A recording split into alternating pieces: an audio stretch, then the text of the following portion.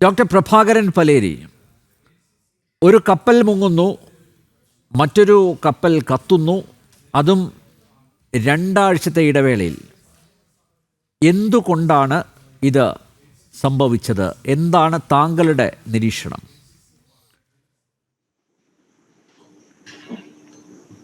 ഇത് എന്തുകൊണ്ടാണ് സംഭവിച്ചത് എന്ന് പറയണമെങ്കിൽ അതിനൊരു അന്വേഷണം നടത്തിയതിനു ശേഷം മാത്രമേ സാധിക്കുകയുള്ളൂ.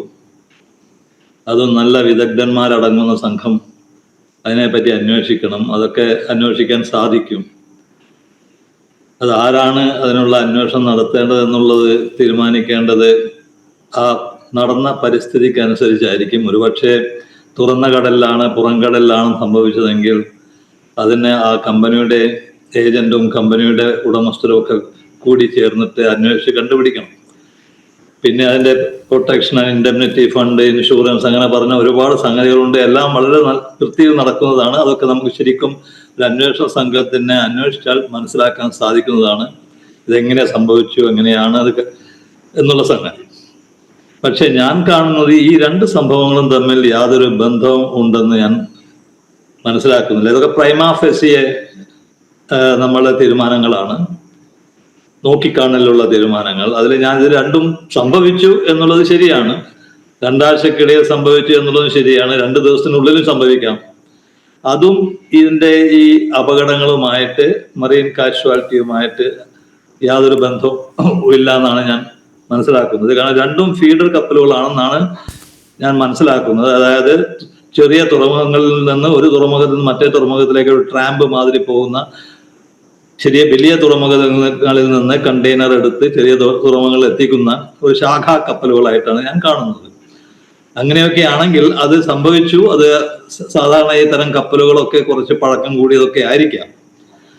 പക്ഷെ അന്വേഷണ സംഘത്തിന് അത് എങ്ങനെയാണ് പോകേണ്ടത്, എങ്ങനെയാണ് അതിനെ മുന്നോട്ട് പോകേണ്ടത് എന്ന് മനസ്സിലാക്കുവാൻ സാധിക്കും. അത് അവരുടെ ഓരോ സിറ്റുവേഷനെയും അനുസരിച്ചിട്ട് ആയിരിക്കും. അല്ലാതെ ഇത് 2ഉം തമ്മിലുള്ള ബന്ധം നോക്കിയിട്ടായിരിക്കില്ല അന്വേഷണ സംഘം മുന്നോട്ട് പോവുക. അതായത് ഈ സിംഗപ്പൂർ ഷിപ്പും മറ്റേ ഇതിനു മുമ്പ് പറ്റിയിട്ടുള്ള ആ ഷിപ്പും തമ്മിലുള്ള ബന്ധം യാതൊരു തരത്തിലും അവർ നോക്കുകയില്ല അന്വേഷണം നടത്തുമ്പോൾ. പിന്നെ ഇതുപോലെയുള്ള അപകടങ്ങൾ സംഭവിക്കാൻ സാധ്യതകളുണ്ടോ എന്ന് ചോദിച്ചാൽ ഇഷ്ടം പോലെ ഉണ്ട്. കടൽ എന്ന് പറയുന്ന സ്ഥലത്ത് ഒരുപാട് അപകടങ്ങൾ സംഭവിക്കുന്ന സ്ഥലമാണ് കടൽ. പക്ഷെ ഞാൻ കാണുന്നത് പണ്ടത്തെ കാലത്ത് നടന്ന മാതിരി അല്ല ഇപ്പോഴത്തെ അപകടങ്ങൾ നടക്കുന്നത്. ഇപ്പോഴത്തെ അപകടങ്ങൾ കുറച്ചും കൂടെ സൗകര്യത്തിലാണ് നടക്കുന്നത്. എന്ന് വെച്ചാൽ നമുക്ക് ടി വിയിലൊക്കെ വന്നിരുന്ന് സംസാരിക്കാൻ സാധിക്കും. 1979 എനിക്ക് തോന്നുന്നത് നമ്മുടെ കേരള ഗവൺമെന്റിന്റെ ഒരു കപ്പൽ കാണാതായി പോയിരുന്നു. ആ കപ്പൽ 49 പേരാണ് ഉണ്ടായിരുന്നത്. MV കൈരളി എന്ന് പറയുന്ന കപ്പൽ. അത് ഗോവയിൽ നിന്ന് ഒരു യൂറോപ്യൻ തുറമുഖത്തേക്ക് പോകുന്ന വഴിക്ക് ആരോ റാഞ്ചി കൊണ്ടുപോയി, അല്ലെങ്കിൽ അത് മാത്രമല്ല, അതിനെ വേറെ ഏതോ ഗ്രഹങ്ങളിൽ നിന്ന് വന്ന ആളുകൾ റാഞ്ചി കൊണ്ടുപോയി എന്നൊക്കെ പറഞ്ഞിട്ടുണ്ട്. ഒരുപാട് പേർക്ക് നഷ്ടം സംഭവിച്ചിട്ടുണ്ട്. ക്യാപ്റ്റന്റെ ഭാര്യ ഒരുപാട് വിഷമിച്ചിട്ടുണ്ട്, ഒരു കേസ് കൊടുത്തിട്ടുണ്ട്, അങ്ങനെ പലതും സംഭവിച്ചിട്ടുണ്ട്. അത്രയും തരത്തിലുള്ള ഒരു സംഗതികളല്ല ഇപ്പോൾ നടക്കുന്നത്. ഇപ്പോൾ നമുക്ക് കാണുന്നുണ്ട്, നടക്കുന്നത് എന്താണെന്ന് മനസ്സിലാക്കുന്നുണ്ട്. ക്രൂ, അതായത് അവരിലുള്ള ആളുകളെ രക്ഷപ്പെടുത്തുവാനും സാധിക്കുന്നുണ്ട്.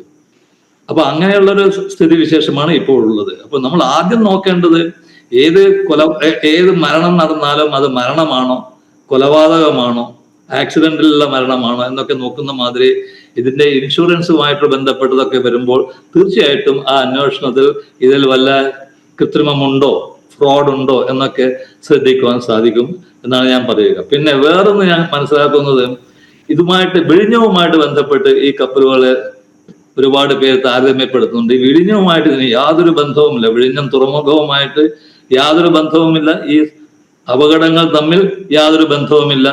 കേരള തീരം അതുമായിട്ട് യാതൊരു ബന്ധവുമില്ല. ഇത് ആക്സിഡന്റ് സംഭവിച്ചു. ഒന്ന് വെള്ളം കയറി മുങ്ങിപ്പോയി, വേറെ ഒന്ന് തീ പിടിച്ചു. ഇത് 2 തരത്തിലുള്ള സംഭവങ്ങളാണ്. ഇതൊക്കെ സംഭവിക്കുന്നതുമാണ്. അത് അന്വേഷണം നടത്തണം എന്നാൽ മാത്രമേ നമുക്ക് പറയാൻ പറ്റുകയുള്ളൂ. ഡോക്ടർ പ്രഭാകരൻ പലേരി, വിഴിഞ്ഞം അന്താരാഷ്ട്ര തുറമുഖം യാഥാർത്ഥ്യമാകുന്നതിന് തടസ്സം നിന്ന നിരവധി ഘടകങ്ങൾ ഉണ്ടായിരുന്നു. നമുക്കറിയാം, മറ്റ് തുറമുഖങ്ങൾ, ഇപ്പോൾ ദുബായ് പോർട്ടാവട്ടെ, സിംഗപ്പൂർ പോർട്ടാവട്ടെ, അതുപോലെ കൊളംബോ പോർട്ടാവട്ടെ, ഇവരൊക്കെ പരമാവധി കിണഞ്ഞ് പരിശ്രമിച്ചതാണ് ഇങ്ങനെയൊരു തുറമുഖം വരാതിരിക്കാൻ. മാത്രമല്ല, നമ്മുടെ നാട്ടിലും ചില ഇതിനെതിരെ രംഗത്ത് വന്നിരുന്നു. നോക്കൂ, വിഴിഞ്ഞം അന്താരാഷ്ട്ര തുറമുഖം യാഥാർത്ഥ്യമാവുന്നു. യാഥാർത്ഥ്യമായിട്ട് അധികം നാളുകളൊന്നും ആയില്ല. അതിനുശേഷമാണ് ഈ 2 അപകടങ്ങൾ സംഭവിച്ചിരിക്കുന്നത്. സ്വാഭാവികമായും സംശയിക്കും, ഈ തുറമുഖത്തെ ദുർബലപ്പെടുത്താനുള്ള അല്ലെങ്കിൽ തകർക്കാനുള്ള ഒരു ശ്രമം ഇങ്ങനെയുള്ള അപകടത്തിന് പിന്നിലുണ്ടോ എന്ന് സ്വാഭാവികമായും സംശയിക്കും. മാത്രമല്ല, ഈ കേരള തീരത്തൂടെയുള്ള ഈ കപ്പൽ ചാനൽ അത് ദുർഘടമാണ് എന്ന് വരുത്തി തീർക്കാനുള്ള ബോധപൂർവമായിട്ടുള്ള ശ്രമങ്ങൾ ഉണ്ടായിട്ടുണ്ടോ, അതിന് പിന്നിൽ ഏതെങ്കിലും രാജ്യാന്തര ശക്തികൾ ഉണ്ടോ എന്നൊക്കെ സ്വാഭാവികമായി സംശയങ്ങൾ ഉയരുന്നുണ്ട്. ജനങ്ങളുടെ സംശയങ്ങളാണ്. അതാണ് ഞാനിവിടെ താങ്കളുമായി പങ്കുവെക്കുന്നത്. എൻ്റെ അഭിപ്രായത്തിൽ അതിനകത്ത് അന്വേഷണം നടത്താതെയാണ് പറയുന്നത്. ചിലതൊക്കെ നമുക്ക് അന്വേഷണം നടത്താതെ തന്നെ പറയാൻ പറ്റും. ഇത് വിഴിഞ്ഞവുമായിട്ട് യാതൊരു ബന്ധവുമില്ല എന്ന് ഞാൻ പറയും. കാരണം പല സംഗതികളും വിഴിഞ്ഞത്തെ പറ്റിയും അതുപോലെ ബന്ധപ്പെട്ട ബാക്കിയുള്ള തുറമുഖങ്ങളെ പറ്റിയും എനിക്കറിയാം. അത് ഞാൻ ഒന്നും കാണുന്നില്ല. പക്ഷെ അങ്ങനെ അന്വേഷണം നടത്തുന്നവർ അതും കൂടെ അന്വേഷിക്കേണ്ടി വരും. വിഴിഞ്ഞം തുറമുഖം എന്ന് പറയുന്നത് ഒരു സംസ്ഥാന ഗവൺമെന്റിന്റെ സ്വന്തം തുറമുഖമാണ്. അത് വേറൊരു പാർട്ടിയെ കൊണ്ട് അവർ ഉണ്ടാക്കി വെച്ചു. അത് ഇനിയും ഒരുപാട് പണി തീരുവാനുണ്ട്. അവിടെ ഒന്നാന്തരം ഒരു തുറമുഖമായിട്ട് മാറിയിട്ടുണ്ട്. അത് ബാക്കിയുള്ള ചുറ്റുമുള്ള കൊച്ചി, കൊളംബോ എന്ന് പറയുന്ന തുറമുഖങ്ങളെ അവിടെ ബിസിനസ്സിനെ വരെ ബാധിക്കത്തക്ക തരത്തിലുള്ളതാണ്. പക്ഷെ വിഴിഞ്ഞം എന്ന് പറയുന്ന ഈ തുറമുഖം ഉണ്ടല്ലോ, ഇത് ഇന്ത്യയിൽ തന്നെ ഒരു പ്രത്യേക തരത്തിലുള്ള ഒരു സ്ഥലമാണ്. ഇതുപോലെ 1-2 സ്ഥലങ്ങൾ മാത്രമേ ഇന്ത്യയിലുള്ളൂ. ആ പ്രത്യേകത എത്രയോ വർഷങ്ങൾക്ക് മുമ്പ് തന്നെ നമ്മൾ മനസ്സിലാക്കിയതാണ്. അതിനാണ് ആ സ്ഥലത്ത് ഒരു വലിയ ടൈഡൽ പവർ സ്റ്റേഷൻ ഉണ്ടാക്കണം എന്നുള്ള തീരുമാനമായിരുന്നു വളരെ വർഷങ്ങൾക്ക് മുമ്പ് ഉണ്ടായിരുന്നത്. പക്ഷേ അത് നമുക്ക് ഉണ്ടാക്കാൻ സാധിച്ചില്ല. ഒരു ഇന്ത്യൻ ഇൻസ്റ്റിറ്റ്യൂട്ട് ഓഫ് ടെക്നോളജി ആണ് അതിന് ശ്രമിച്ചത്. പക്ഷെ അവരെ കൊണ്ട് സാധിച്ചില്ല. ഒരു അപകടം സംഭവിച്ചു വളരെ വർഷങ്ങൾക്ക് മുമ്പാണ്.